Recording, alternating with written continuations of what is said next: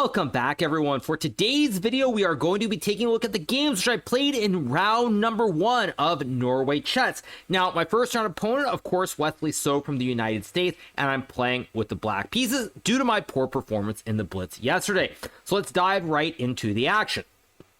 So first game of the tournament, we start with 2 hours on the entire clock, 2 hours with no increment until after move 40.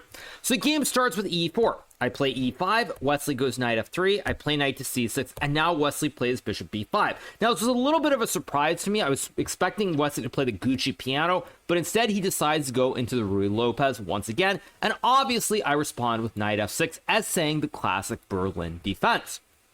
Wesley castles, I play knight takes e4, and now he goes rook e1. I play knight to d6, Wesley takes the pawn, I play bishop e7. I do not take the free juicer on b5, because after knight takes b5, knight takes knight on c6. Uh-oh, spaghetti, we have a classic fossil. I lose my queen, and with it, I lose the game before it's even really gotten started.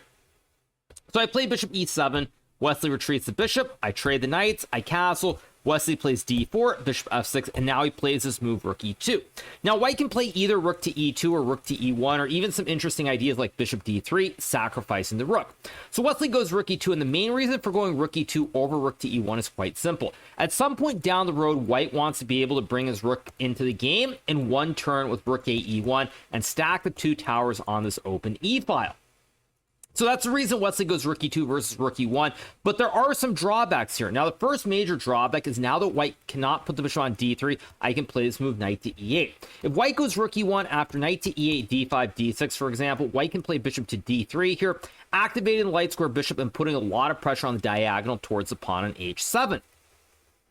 So when Wesley plays rook e2, now you can no longer go bishop d3 and use diagonal. You'll have to move the rook again in order to play bishop d3. And that also means the only real way to activate this light square bishop is to go g3 and fianchetto it with bishop to g2. So here, after a bit of a think, I play knight e8. Now, on first glance, there are a couple of moves. First of all, b6 is the standard move here to go bishop b7 or bishop to a6. You can also play knight to f5 here. Even rook to e8, I think, is reasonable as well. So black has a lot of options. Now, the reason I played knight e8, as I explained in the classic confessional box during the game, is that with the rook on e2, no ideas of bishop d3, I'm going to play d5 or d6. And I could recall, even though I haven't studied the line very recently, that after rook e1, knight e8, d5, d6, bishop d3, or even knight d2 followed by bishop d3, white is a little bit better here. But with the rook being on e2, I figured now after d5, d6, there's no bishop d3. I'll have time to go bishop f5. And realistically, how bad can it be? We have even material on the board. There's only one open file here, and it really feels like this should be defendable. So Wesley proceeds to play knight d2, and now I go bishop g5. Another reason I felt pretty optimistic about playing the setup with the rook on e2 is at some point I can tickle the rook. So say white plays a move like a4, hoping to play something like rook a3 and start lifting his rooks. I can play bishop g4 to put pressure on the rook on e2. If you move the queen, you lose the rook. You move the rook, you lose the queen. So you have to play f3, stopping the threats. And now after bishop f5, I provoke you to play f3, and maybe there are even going to be some threats on the dark squares down the road towards your king. And as Levon Aronian, the famous chess player, said some time ago, once you push pawns forward, you can never push them backwards. So because of all these different reasons, I thought, even though I know knight e8 is not the best variation, I thought it's worth playing. So we get knight d2, bishop g5. Wesley plays knight c4 after a bit of a think here, and already here it's very hard for white to play. The main issue black has here potentially is, say I play a move like a6 and white gets knight to e4. Down the road, white is going to try to exchange the knight for the bishop. Let's say g6 takes and go bishop h6, put pressure on the dark squares. If I play something like h6 after takes rook e3, white can swing the rook to g3, put pressure on this g file towards the king. You also have ideas like bishop d3 or even ideas like b3, c4, followed by bishop b2, again with rook g3, and white is doing really, really well here. So the main problem piece that black has here is the bishop and then the knight. Now, the knight, as you notice, cannot be developed. You can't put on f6 because the bishop's in the way. Can't put on d6. You don't really want to play c6 because you can create some weaknesses here in the center with these two pawns. So by going bishop g5, I follow the classic maxim. Less space, so you try to trade off pieces here. So after bishop g5, Wesley does play knight c4, and I think this already pretty much throws away any advantage that white can have. Now, it's very hard to play. The computer thinks knight e4 takes, and then queen takes c1, knight f6, and maybe after queen e2, white still has a very, very tiny advantage. But after takes and bishop f5, I'm going to develop my queen, bring the rook into the center of the board, and objectively, this should be equal. So Wesley goes knight c4, I trade the bishops, and now I go queen g5. Again, a very logical move here. I create the classic right triangle here, and there are a couple of threats within this right triangle. First of all, white would love to go queen d4, and after, say, bishop d7, you can play rook to e1, stacking the two towers on the open file. But if you move the queen to d4 or d3, you simply hang the rook on c1 here. So you can't play queen d4. Secondly, if you play a move like, let's just say a3, now suddenly there's this tricky move, bishop g4, pinning the rook again. Now white can still play queen d2 and he's fine, but if you were to play f3 in this position, after bishop takes pawn, spaghetti-o, there's a pin once again, and now you will probably lose the game. So for these reasons, Wesley decides to play queen d2, playing it very safe and trading off the queens. We trade the queens, I go knight to f6, Wesley plays rook e1, bishop d7, and now he plays f3. A dual purpose move. First of all, white might play g4 and g5, taking more space. Secondly, f3 also covers this e4 square, so the knight can't go anywhere. So a very logical pawn push by Wesley. And last but not least, you can make a beeline with the king straight towards the center of the board. So I play h5, stopping g4. Wesley goes h4. I play rook e8, we trade, and now I take with the bishop. Wesley goes king f2, and here I play this move a5. Now, for me, it was very difficult to assess what's going on here. First of all, there's a 30 move no draw offer rule, so you can't offer a draw before move number 30. So that's the first thing. So with no draw before move 30, and we're only on move number 21, I have to make some precise moves, but I'm really not sure what I'm doing here. For example, I can play a move like bishop d7, which is very logical to stop g4, but I wasn't sure after knight to e3, let's say king f8 and rook d4, if this is really scary or not. One sample line is something like king e7, maybe white can go rook b4 and then rook c4, and I wasn't really sure with this active rook on the fourth rank if this is dangerous or not. Nonetheless, I go for a concept which I think in retrospect was wrong.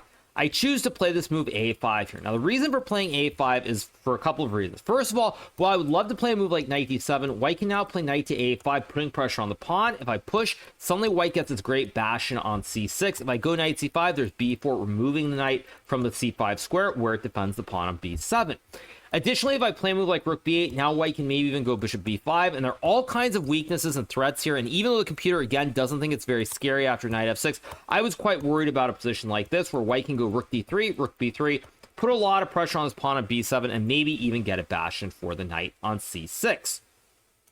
So I choose to play a5 here, and Wesley plays b3, and now I play this move knight d7. Now, again, computer doesn't think these moves are really all that bad, but for us humans, where we can't play perfect chess, I think that from a structural standpoint, knight d7 was not the best move. I think here I probably should have played b5. Now, the reason I didn't play b5 is after knight to e3, b4, and let's just say rook to d4, I was kind of worried that white can go rook c4, put pressure on the pawn on c7, or even maybe something like c3 takes rook c4, rook a7, and rook c3. And now with the 2-on-1 on the queen side, ideas like knight to c4, I wasn't sure whether I'm equal here or whether I'm actually in a lot of trouble. So I decided to play knight d7, less committal, with the idea of jumping to c5, and my knight will have a nice square because white cannot push the b pawn to b4 since the pawn covers this critical square. So Wesley plays knight a3 here, and now I play the move knight to f6 back. Now this is already a sign of going the wrong direction, but I wasn't sure what else to do. I wanted to play knight c5 originally, but after this move knight to b5, I started to get really scared, because if I play rook c8, for example, white can just go a4 here, locking the knight on b5, and if I take the knight on b5 after takes and king f8 here, I thought that after a3 followed by b4 with rook e2 as well, that white maybe has some kind of an advantage here. So I decided to go knight f6.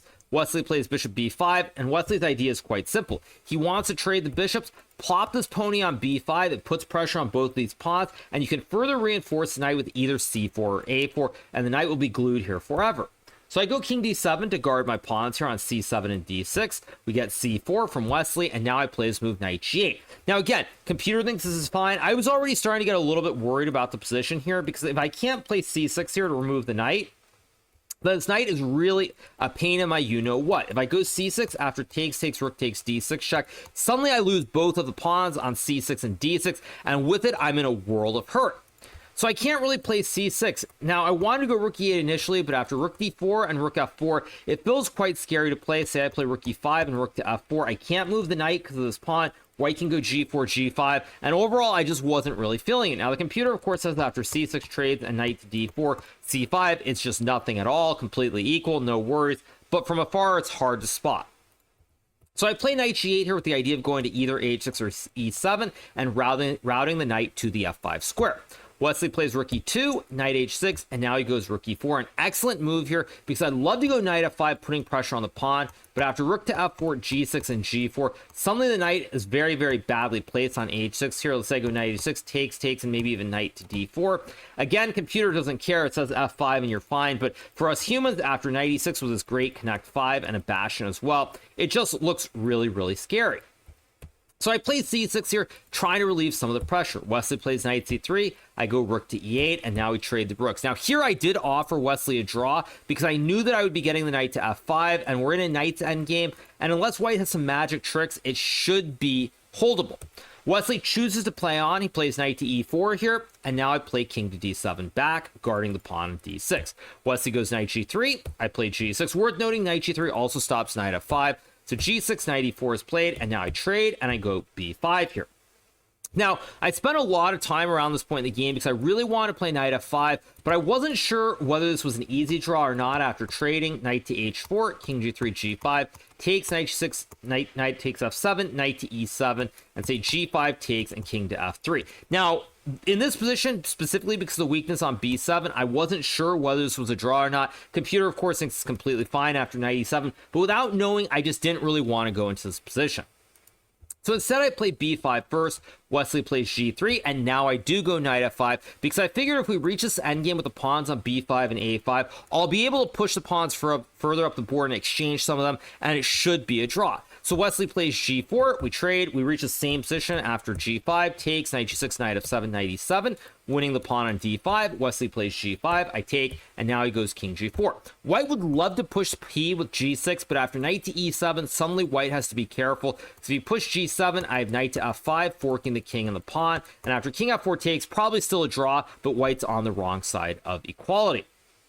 And after knight to h8 here, after king to e6, suddenly your knight is in the corner, it's doing nothing. Again, g7, there's knight f5, king f4, king f6, knight f7. Actually, not knight f7, sorry, probably king e4, king g7, and knight f7 is still a draw. But again, white is the one who has to be a little bit careful.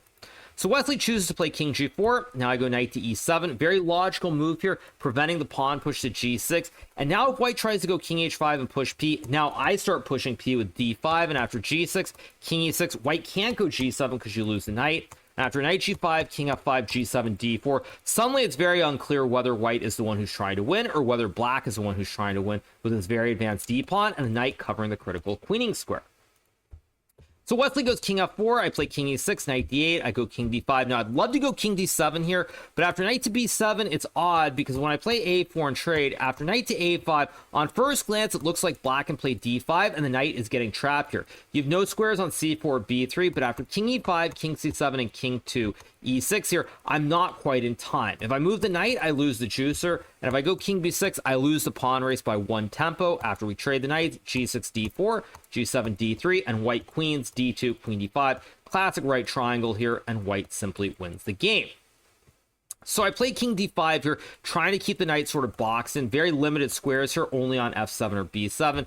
Wesley plays a4 here. Now, at this point, it's very hard for white to do anything because you can't push the pawn. The knight covers a square. You can't move the king up because the knight covers a square. So this knight on e7 is really, really ideally placed. And Wesley essentially decides to throw in the towel by playing a4. We trade the pawns. I go king c5, knight b7 check, king b4, takes, and now Wesley sacks the knight for the pawn. I go king b4, and again, this knight on e7 is golden. It stops king f5, and it covers a g6 square, so white has no chances, and Wesley just sacks the knight. And then here at the end, we play down to king versus king, and the game does end in a draw. So we draw our classical game of chess. So a very generally solid game. Perhaps Wesley was pressing very briefly, but not too many issues, and I think I used my time quite well, and I thought overall it was a pretty good defense for me.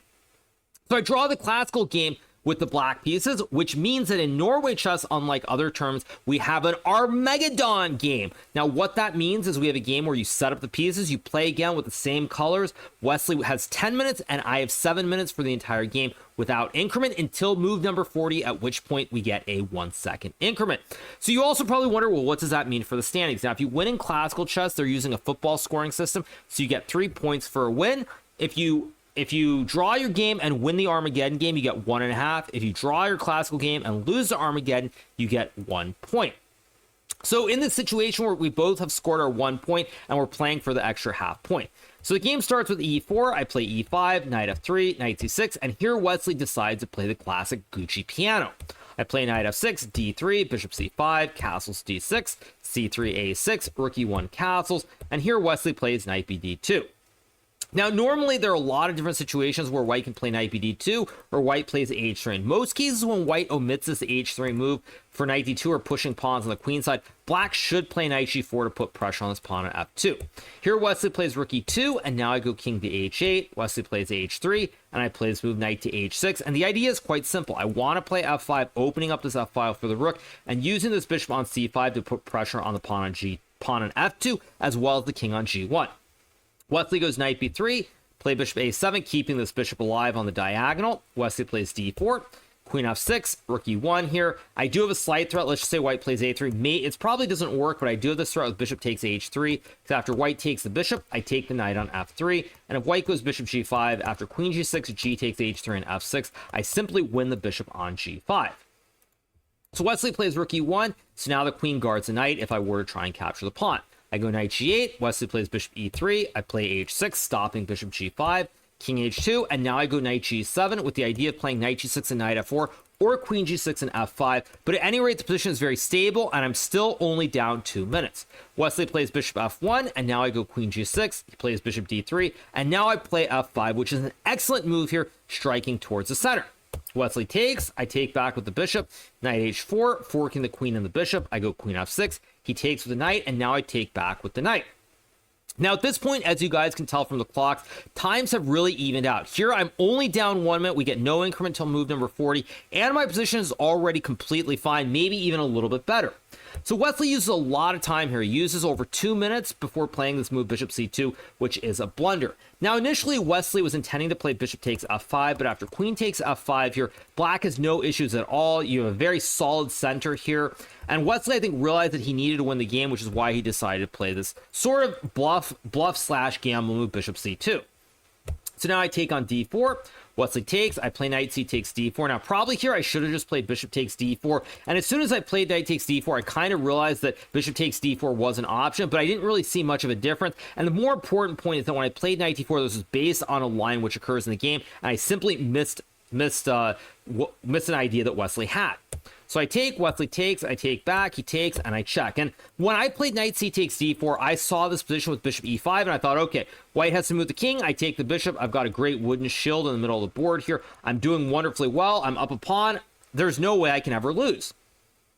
But Wesley has this trick with f4, and after I take, white has g3 here, and now it's not clear. I'm going to end up with a lot of pawns for the knight on b3, but the show goes on. So I take, Wesley takes, I take back, he goes queen d2, stopping queen f2, play queen g6, king h2, and now rook to f3, angling to do the double stack on the f file, but also their threats like queen g3, winning the game on the spot. Wesley plays queen g2, I go queen f6, he plays rook f1, and now I make a huge mistake. I play this move rook to f4 after an 8-second thing, and it is a huge mistake. Now what sort of compounds the issue is that as soon as I played rook f4 and Wesley started thinking here, and he did stop for a few seconds to think, I realized that I had queen e5 check, king to h1, and now this nasty move rook g3, attacking the queen on g2 and the pawn on h3. If white tries to move the queen to say h2, guarding the pawn, then I have queen e4 check, and it's a forced checkmate after rook f3, takes, queen g2, and queen takes g2.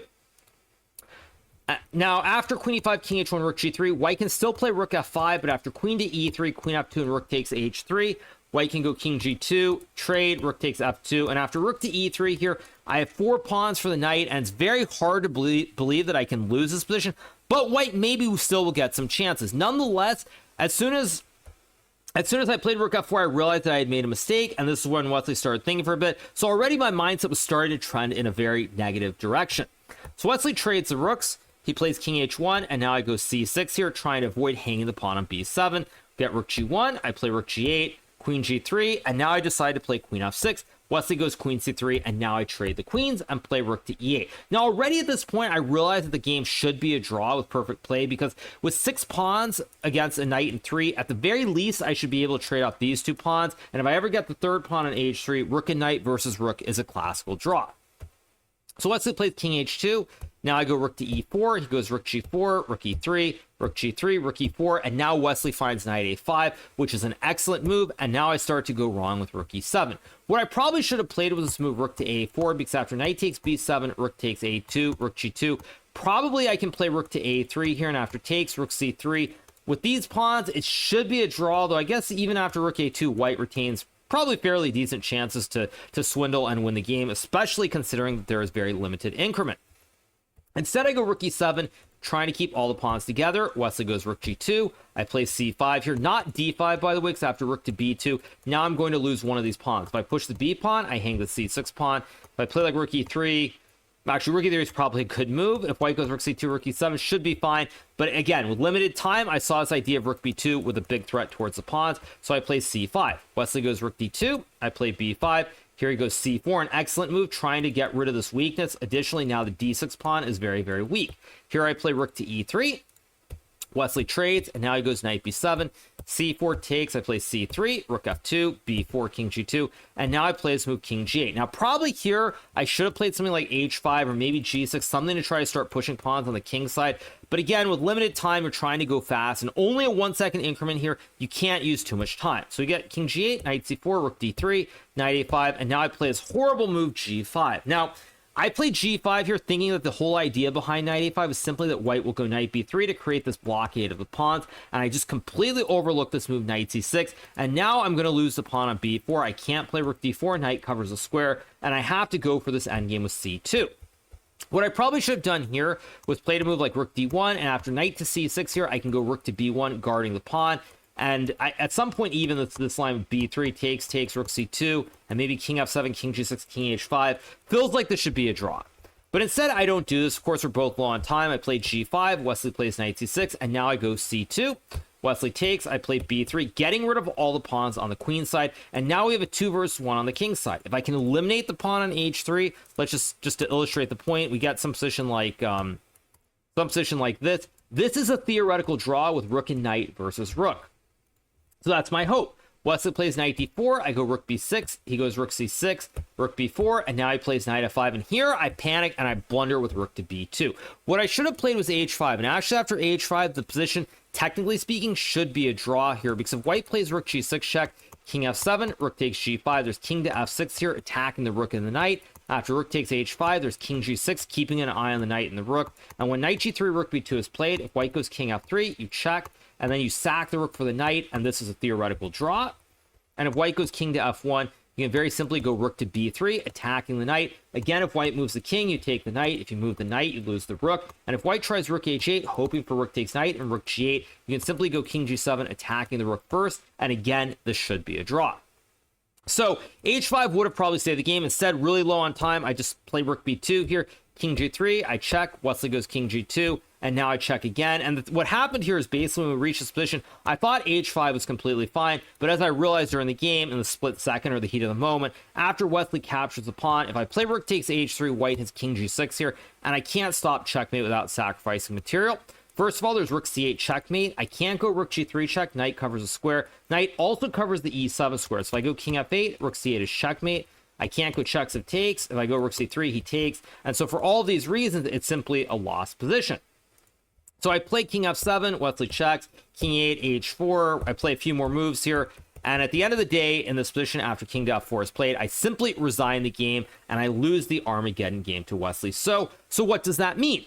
That means that I end the day with 1 point out of potential 3 points instead of 1.5 or 3. 3 was obviously never really in play today because I never had chances to win. Nonetheless, a little bit disappointing to mess up this Armageddon game, which I almost certainly should not have lost. But that being said, I've played Wesley in many, many events now, and it seems like in recent times, especially in the Chess Champions Tour, all the tiebreaks have gone in my favor, even when I've had some very dicey and outright bad, if not losing positions. So once again, even though it's a little bit disappointing to lose, you can't win them all, and we move forward to tomorrow, where I will be playing with the black pieces against D. Gukesh from India, who won a very, very nice classical game against Alireza Firouzja from France. Very, very nice game from Gukesh. A very strong player, up and coming. Really looking forward to my battle with him tomorrow. So On that note, I hope you guys enjoyed this recap of round number 1 in Norway Chess. I will obviously be back tomorrow to do another recap after I play against D Gukesh from India. So I hope you guys enjoyed it. Make sure to hit that subscribe button below if you haven't already. And I will be back tomorrow with another great recap and more content here on YouTube.